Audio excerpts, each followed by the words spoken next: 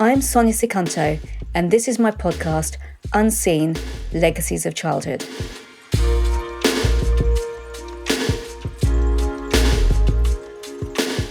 How would you feel if the person who has raised you all your life turns into your abuser? The person you relied on to protect you and love you now causes you harm. This is exactly what I'll be learning from today's guest, Sophie Andrews.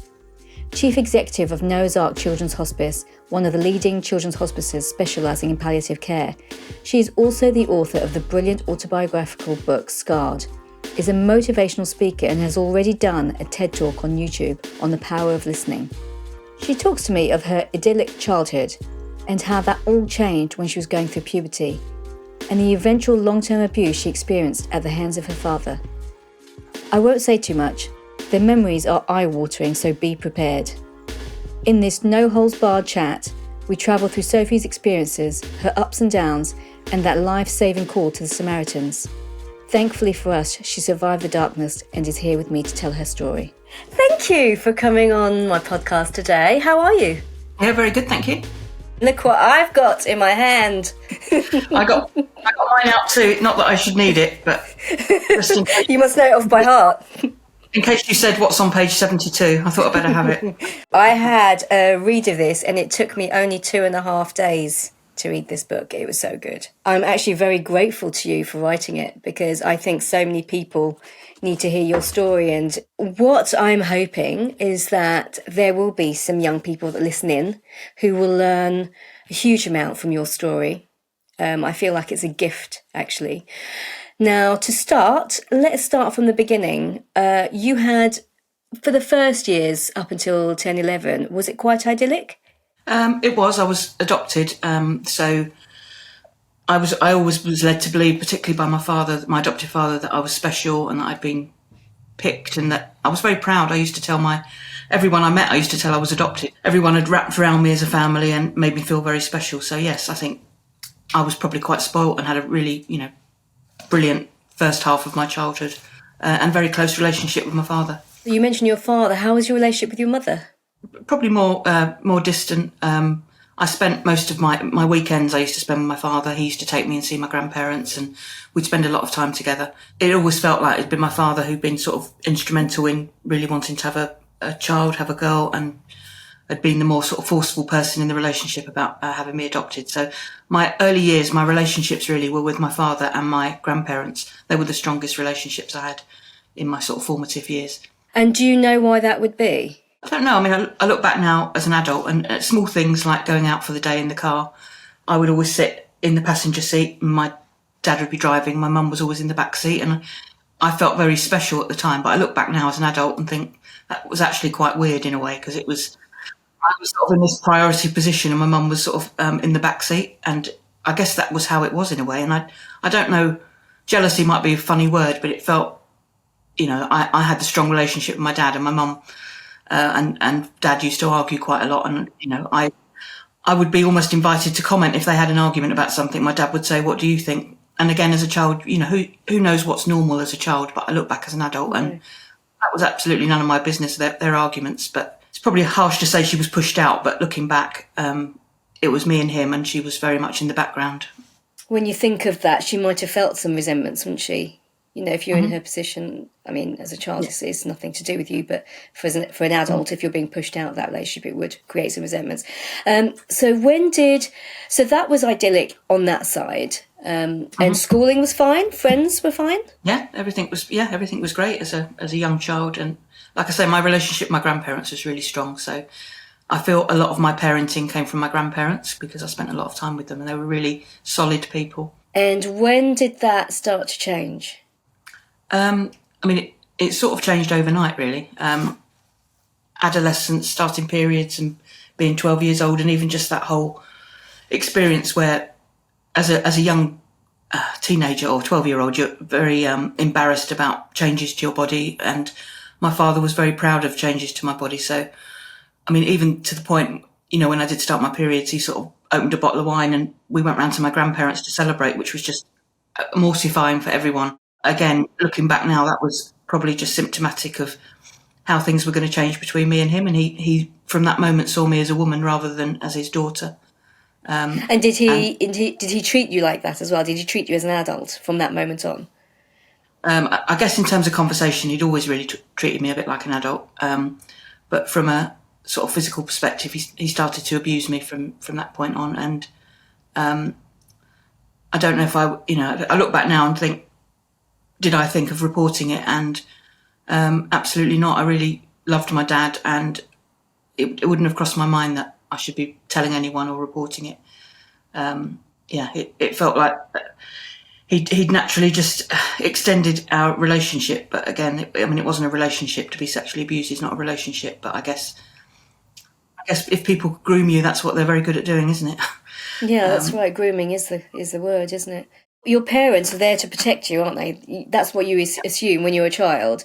Your parents are there to protect you, nurture you, and you didn't have the nurturing for your mum because there was a resentment or a bit of a block there. And your dad is supposed to protect you, and he's in the position of abuse. So how are you feeling at that time? What were your first thoughts, your initial thoughts? I mean, I knew what he was doing was wrong, so I wasn't delusional that I thought that was okay to be abusing me. But I very much felt I was scared of losing that love. And he did say to me, actually, at that time, that you have to remember you were adopted, and I really wanted you and I really love you, and and he knew my relationship with my mother wasn't a strong one, so he really played on that this was an extension of love for me, and I really need to be not grateful, but I should really be hanging on to that because my natural parents hadn't wanted me. It is mind games, isn't it? It is mind games, absolutely. And I guess he played on that, especially, as you say, being adopted. And did you feel rejected from your birth parents as well as maybe by your mother? Was there a theme of rejection up until that point? Yeah, I think, or a feeling that I should be very grateful for anything I had. I think, that this was my second chance to have parents, and I should hold on to that, whatever the consequences were. A bit like domestic abuse, isn't it? How people gets in your head, and you believe stuff that when you, as an adult, you look back and think, why was I so gullible? But very real at the time. So what age was this when the abuse started? I was 12 when it started, and my mother was there. I mean, not there at the time, but the abuse used to take place every time she wasn't in the house. So we would have a calendar in the kitchen, and I would know from the calendar in the kitchen when she was going to be in and when she was going to be out. So I'd know when the abuse was going to happen. And that was sort of 2 years, really, that I had every week knowing when I was going to be abused. And, I mean, that's horrific, isn't it? I mean, that is absolutely terrifying, checking the calendar. I can't think of anything worse, to know something is coming towards you.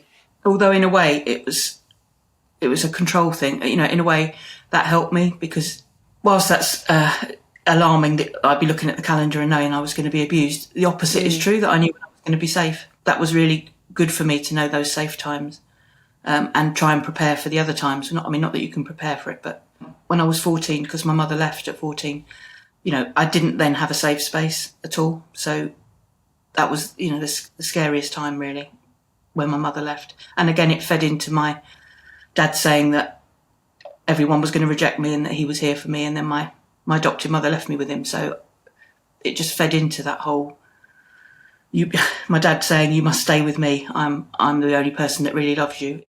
Did your mum ever say why she left you and didn't take you with her? Well, I'm sure she knew what was happening, the abuse. Whilst it didn't happen while she was in the house, I'm pretty sure she knew. And the circumstances were, I had a cousin who lived in America who was a few years older. She was in her 20s, and she came over to see us. And when she went back, she was married, lived in America. She said, would you like to come in the summer holidays to Chicago? So this was early 1980s. Going to America as a 14-year-old would be like a huge thing. To go on your own would be amazing. And I said to my dad, could I go? And he agreed that I could. So I was really excited. And I just remember going to Heathrow Airport, and my mum and my dad came, and my nan came to see me off.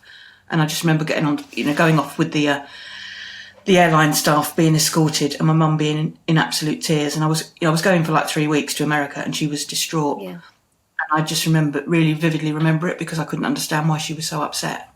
And I came back, and when I got back to Heathrow, my dad was there, and he said, oh, she's I said, "Where's Mum?" And he said, "Oh, she's left." And I knew that's what her tears had been about when when I went, that she was saying goodbye to me. And then he said, we were just in the car coming back from Heathrow, and he said, "You can sleep in my bed from every night from now on." So I just knew then that my mum not being there just now meant it took me to another level in terms of being abused and being controlled. And I just really remember that drive back from the airport thinking, I don't know how I'm going to survive this. I'd started self-harming by that point, and it was a sort of accident, really. I know perhaps now self-harm's really talked about, but back then that wasn't something that people talked about or knew much about. And I'd cut myself one day in the kitchen with a tin opener, just accidentally cut myself. And I remembered feeling like this huge sense of relief, this blood coming out.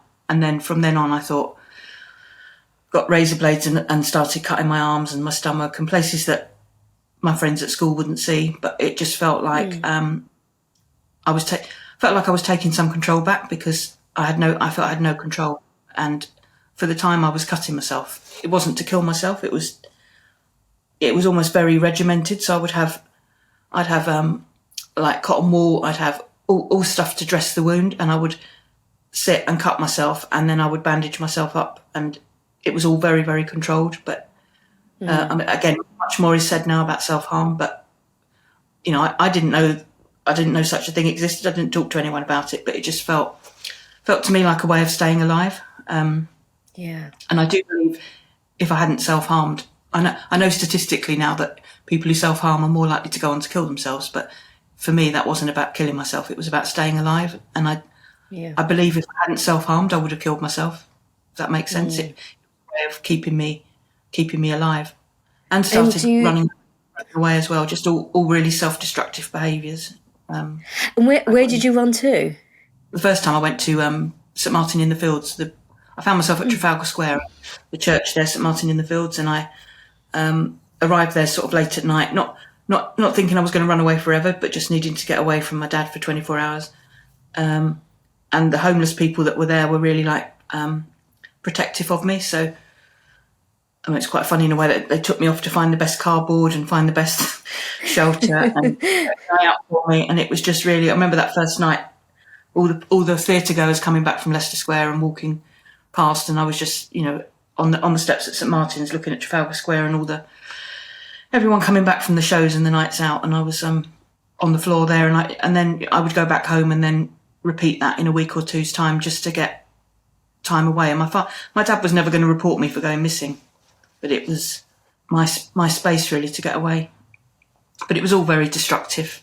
I feel that I'm blessed in a way that I've met some very important people, or people that came into my life at the right time who kept me going. And that's been really important for me. I've been lucky to find good people at the right time. The Samaritans call. What led you to the Samaritans call? Literally being in a phone box in central London and going into the phone box and I'd seen the number in the phone box before, and it was one of those situations, if you remember before the days of mobiles where we all used phone boxes, where there'd be no one in the queue, and the moment you went in a phone box, 20 people queued up outside. So I did a lot of going in the phone box, people queuing up and then coming back out of the phone box, and then trying to find a time when people weren't behind me in the queue. And then the first time I called them, I really didn't say anything. I was just reaching out for a voice, really.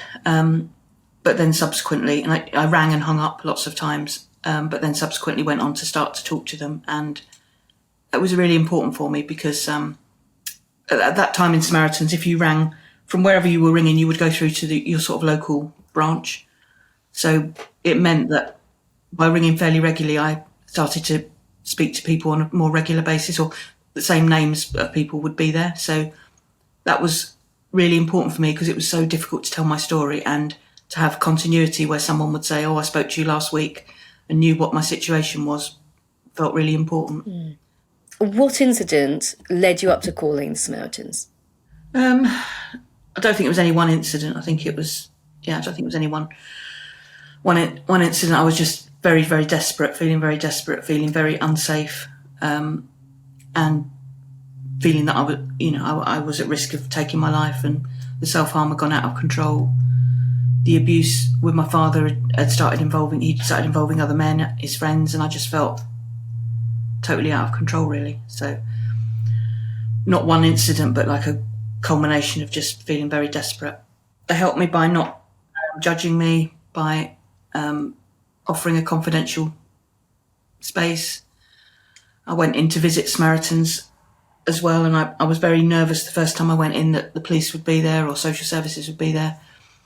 And the fact they weren't meant that I, trusted them. And I was able to tell them what was happening to me. It's a safe space, yeah. Very safe. Because everywhere else felt very unsafe.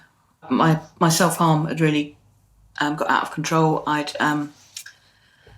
become pregnant with my father, and I'd taken bleach, so I'd ended up in A&E having taken bleach, and I suppose became on the radar of social services and educational welfare. And my father had sort of spun a story that this was a boyfriend and not him, and that he was very disappointed in me, and et cetera, et cetera. And I started then having a weekly meeting with a social worker, but bizarrely they brought in, they were doing family therapy, so they brought my mum back, and my mum, my dad and myself sit for an hour in family therapy, which is complete nonsense, because to talk about my behaviour, where I'm obviously not going to, and they both expressed disappointment in me.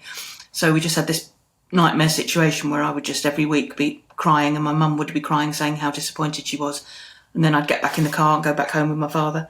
But I was really spiralling sort of out of control. And social workers in the end said to me, we know what's going on. We'll be alongside you with this. If you would make a police statement, we do know what's happening, but you need to be able to make a police statement.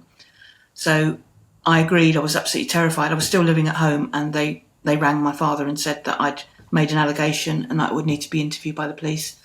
But I was still living at home, so I actually, my father went to the police station, my mother went to the police station on the same day. The social worker rang me and said, I was going to come with you to the police station, but I've been told I can't now because I might put words in your mouth, so you need to go on your own. So I actually had to go from home, get the bus and go to a local police station to make an allegation against my father.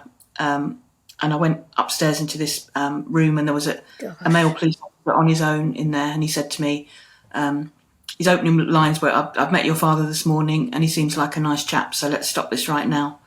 And I fled out of the police station. Goodness. Police woman appeared and started running after me to say, we believe you, but this is just the way we have to have interviews. And I mean, there was no way I was going back. So I just went back home, back to my father, who was now super confident because I'd made a police allegation that was not going anywhere, suicidal, and social services said, we think the only way now to keep you safe is for you to go into a psychiatric hospital because you're unsafe, and we fear you're going to kill yourself.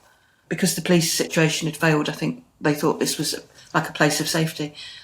But they plucked my mother back from oblivion. I hadn't seen my mother, and they asked her to take me in. So she came and picked me up and dropped me off. I mean, it's just like, unbelievable, really, how it was all dealt with. How was your experience there?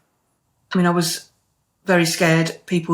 I was the youngest person there. I was 16, and I mean, everyone there was much older. There were people who were psychotic, schizophrenic. It was just a very scary place. It was a locked, secure hospital. There was no room. This is like some sort of black party, really, but there was no room on the women's ward, so they put me on the men's ward. Given what had happened to me, put me on the men's ward with men with psychotic tendencies. Yeah. And then they gave me very strong drugs to That's outrageous. sedate me and knock me out. So I was knocked out most of the time. But it was safe in terms of I wasn't going through the abuse that I was suffering at home.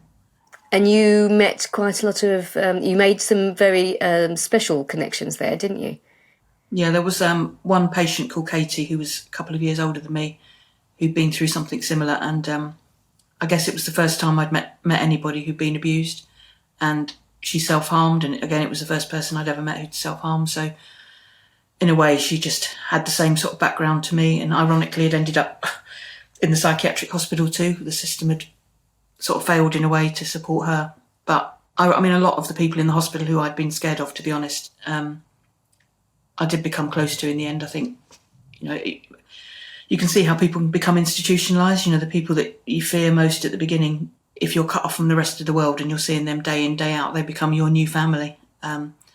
So whilst I went in and was scared and didn't want to be there, by the time I came out, I didn't want to come out in the end because I was scared of the outside world. It must have felt like a safe space for you in comparison. And say funny, there was things that happened in hospital that were funny. I mean, if you lock up enough people with, I guess, enough baggage and enough problems, funny things are going to happen as well. So it was a bit one flew over the cuckoo's nest at times.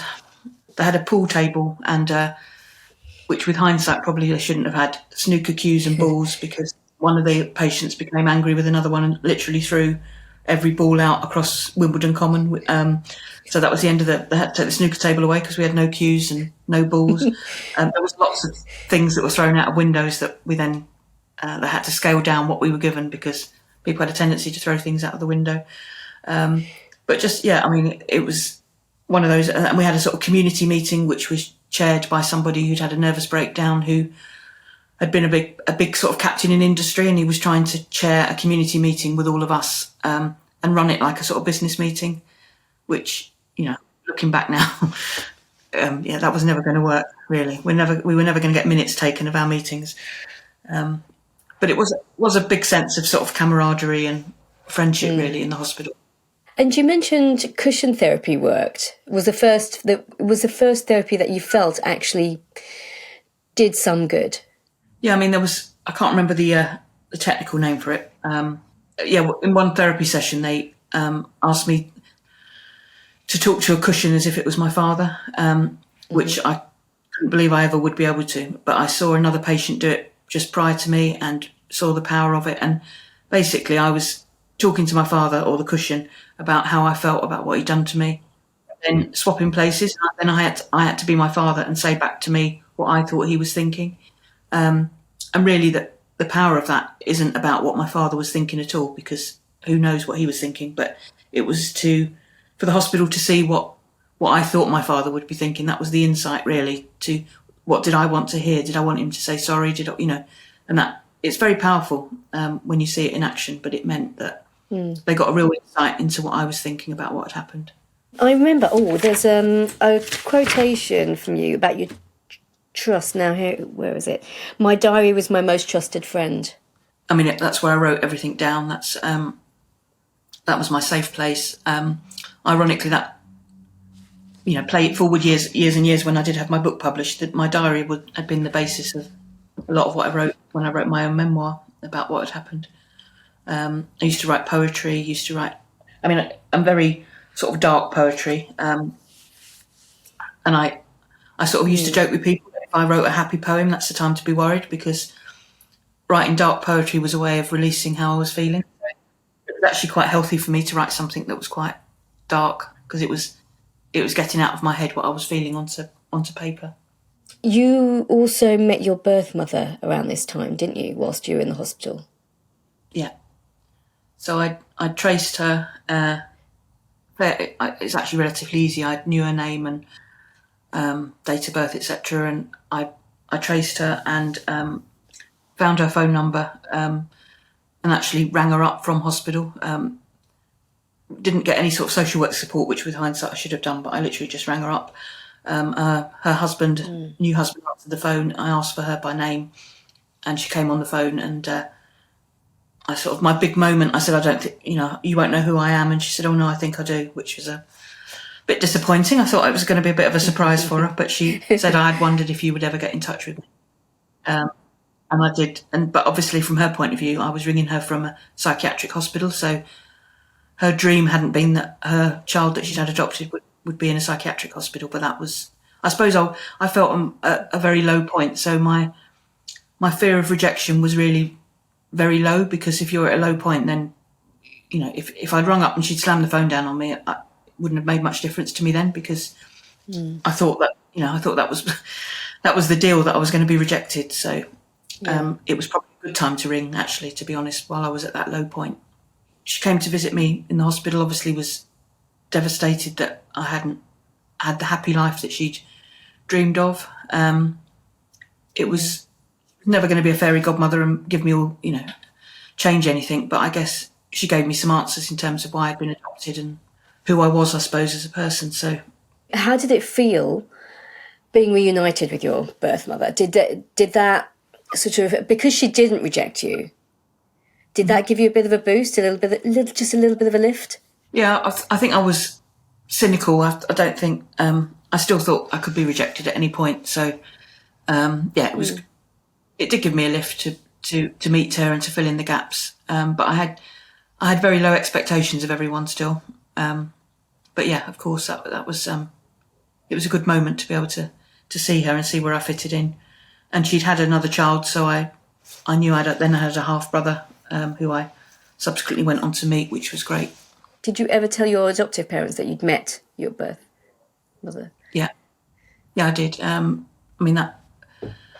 My adoptive mother, I suppose because we didn't have that strong relationship, she was less worried, less bothered about it. My adoptive father was not happy at all, as you can imagine. That was potentially a threat to my relationship with him. I have to say, while I was in hospital, he went off around the world, so that was probably the best thing he could have done. I heard he wrote to me to tell me he was going away and used to send me postcards. But in terms of my recovery, it was probably the best thing he could have done, because he wasn't in the background and influencing my treatment, and he was giving me space, which he didn't do it to give me space, but indirectly, but it did help. How did you feel when he left? Did you actually feel it was a relief, or did you feel abandoned? No, I felt abandoned. I felt here I am in hospital. All this has happened to me. Now you've written to me and told me you're going around the world. I felt devastated by it. But with hindsight, as I say, it was the best thing that could have happened. Was it shortly after that you were released from hospital, or were you there for a lot longer? I was there quite a long while. I was there, I think, 22 months, which, at 16, any time period is a long while. Nearly 2 years I was in hospital. It wouldn't happen now. You wouldn't have a 16-year-old in a psychiatric hospital for nearly 2 years now. That just wouldn't happen. But I went from being very scared being in there to being very scared of the outside world. I'd not been used to being outside, being in the, just operating in society. So to leave the hospital, I was really scared that, I was in a very vulnerable place. And certainly when they talked to me about being discharged, I then really started self-harming, really, trying to kill myself, doing stuff in the hospital, which I was basically saying, don't let me out because I'm not safe. And they were saying, you are ready to go now. And they knew that my behaviour was just more about clinging on to staying in there. So how did you manage it then? I sort of put a pin in a map. Didn't really want to go back to where I'd lived before, just randomly picked a place. The hospital let me out on sort of day release to find somewhere.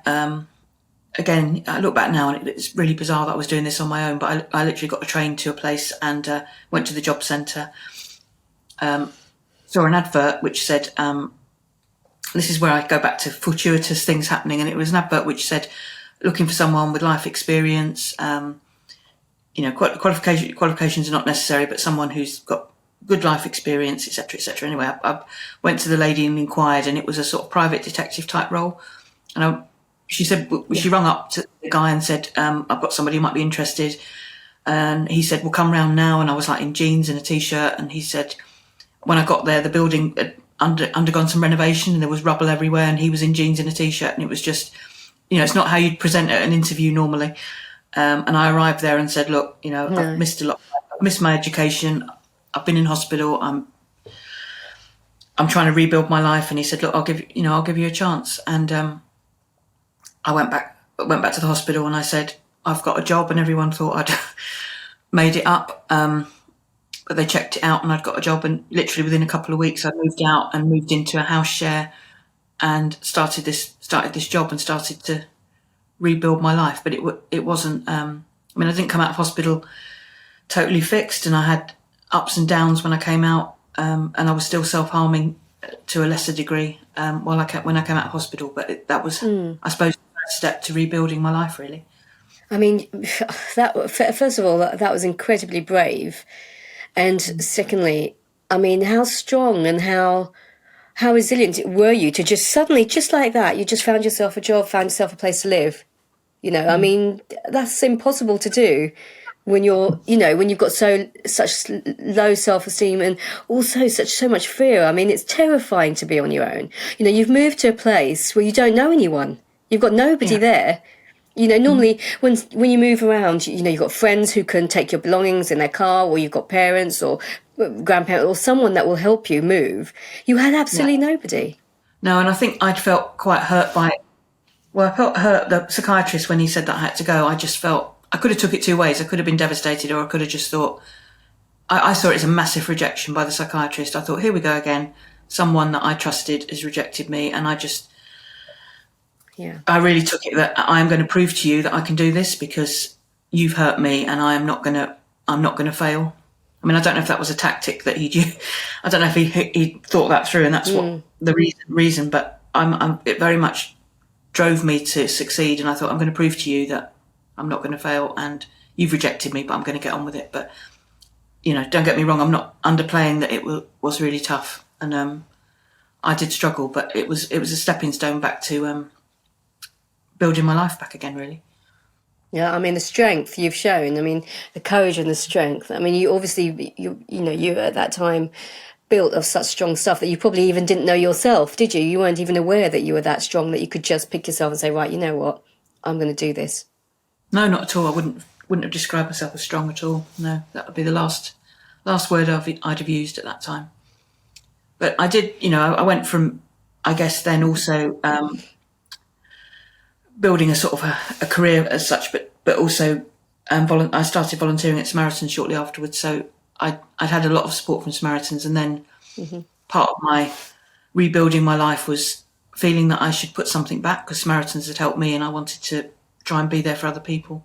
So I began volunteering for Samaritans, answering the phones to people, in the same way that I'd been helped, I guess, in terms of a regular shift and talking to people every week and being in the branch. So also people who were feeling desperate used to come into the branch. So I'd sort of I was on the other side of the seat of the room, really, in terms of supporting people that hopefully had needed help in the way that I had. But it was important, and within Samaritans, I mean, most of the roles there are volunteer roles, but I had no sort of ambition to progress in Samaritans. I wasn't. I would never have thought of it as something which would help me develop my own skills. But I was a volunteer on the phones, and then I became the branch that I was in nominated me, which is what they do. They vote for their director. So I became, as a volunteer, I became like the director of the branch, responsible for the branch. And then after I did that for 2 or 3 years, I was then voted to be like the regional manager. So I was in charge of 19 branches across the northwest of England. Wow. And then it sort of, the climax of it all came in 2008 when I was nominated as the chair. So I became national chair, so responsible for, would have been about 22,000 volunteers, 200 branches. It's like the volunteer lead position, and I do feel incredibly proud of that, because I feel proud because it's you're voted through the membership, so it's not sort of interview process. People don't, couldn't just apply for the job, and I felt sort of validated by the fact that my peers had voted me, and I very much, as chair, felt I wanted to represent the views of callers, and the fact that it is really hard to pick up the phone and talk to a complete stranger. And I think in my time as chair, I really wanted to get that message across, to remind people how difficult it is. And obviously many volunteers at Samaritans are people that have called themselves, and for the same reason as me, we're trying to put something back. I finished at the private detective agency many years ago, but then just started working in sort of corporate world, and then moved over to charity sector, was managing care homes for older people. Then I went to Childline and became head of volunteering there. And then I'd met the celebrity Esther Ranson through Samaritans and also Childline, and she'd set up Childline back in the 80s, and she asked me to help set up a new helpline called the Silver Line, which is a helpline for older people. So I moved from NSPCC and set up a charity from scratch with her, which is actually 10 years ago. I was reminded the other day that it's 10-year anniversary of the launch of the Silver Line coming up in November. And that charity was obviously around, similar to, I suppose, Samaritans and also Childline, but specifically to support older people who are lonely and isolated. And I feel within my career I've sort of ping-ponged between children and older people, but I guess the strand that's gone through is watching people who are vulnerable. I did that and then merged Silverline with Age UK 2 or 3 years ago, and now I've moved back to children, and I'm chief exec of a children's hospice. So I'm back with children again. But I think that Samaritan experience, being the director, being the regional director, being the chair, I hadn't realised at the time, but really developed all my skills in terms of, whilst I might have missed out on university and the more traditional education, I feel I picked it up along the way through my roles in Samaritans, really, and the sort of management experience. Absolutely. And then I was really proud with the Silver Line. I was awarded an OBE and received that from Prince William, as it was at the time. Wow. So, yeah, I mean, that was... When did you receive that? When was it? About 2018, I think it was. Bit of a roller coaster journey, really, but the people I've met along the way have been really key to me still being here today. What do you think now about vulnerable children these days? Do you think, are we anywhere near providing enough support for children these days, or do you think there's a hell of a lot more that we need to do? Yeah, I think the awareness is there now. I think the education system now wouldn't have... I fell through a bit of a net, really, with social workers and education. I think the schools now would be much more aware and would act much quicker. And I think children would be protected and taken out of the environment. They wouldn't be expected to make an allegation about their father while living at home. So that, I'm sure that wouldn't happen. I'm sure the police equally... subsequently, actually, I should have mentioned the Met Police did apologise. I had a formal apology from them about the way they'd investigated my father. So I think the police obviously were much more geared up now. I'm sure, I don't know of the stats, but I'm sure the prevalence of child abuse is probably still the same. That's possibly something that's not reduced, but hopefully the system's there now to support children, and Childline and other places are safe places for children to talk, and recognising, what the psychiatrist said to me, actually, which has really struck me. He said, you have to remember everything that was good and everything that was bad was in your father. And I think that really resonated, because I felt he was the person that loved me most. He was also the person that hurt me most. But actually, a bit like domestic abuse, if you got a partner that abuses you and you believe that you're worthless and they're the only person, people go back to abusers. And, that's why people can be groomed, isn't it? Because their self-esteem has gone, and they believe that without that person they would not exist. And that certainly was the case for me. So I hope the awareness now and the signs will be picked up much better, and the system is better equipped to support children and young people who are being abused. So yeah, I think it's likely the support will be much greater. But it can't hurt, can it, to talk about it and raise awareness. And how do you feel in yourself today?